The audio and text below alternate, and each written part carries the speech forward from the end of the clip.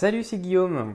Alors, bien que les siestes courtes elles soient bénéfiques, il faut savoir que les siestes longues ou irrégulières pendant la journée, eh bien, elles peuvent affecter négativement votre sommeil. Il faut savoir que dormir pendant la journée, ça peut perturber votre horloge interne, ce qui signifie que eh bien, vous pouvez avoir du mal à dormir la nuit. Il y a une étude qui a été réalisée en 2012 dans une université de Californie où en fait il y a des participants qui voilà, ils ont fini par être plus somnolents pendant la journée après avoir fait des siestes pendant la journée. Il y a une autre étude qui a été réalisée dans le Missouri aux États-Unis qui a noté que si une sieste de 30 minutes ou moins peut améliorer la fonction cérébrale pendant la journée, eh bien, des siestes plus longues, elles peuvent nuire à la santé et à la qualité du sommeil.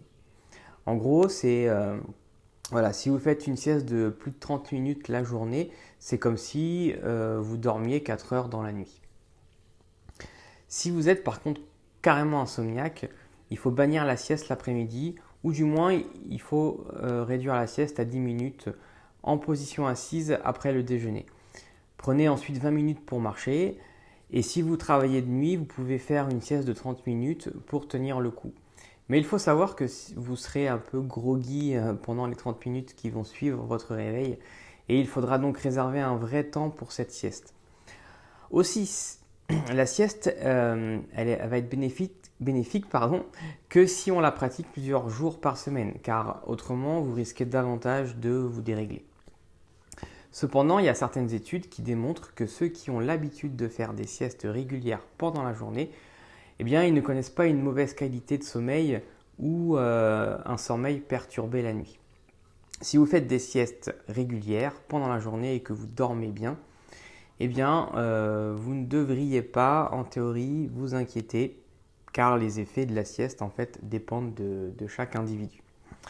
Voilà, on arrive à la fin de cette vidéo.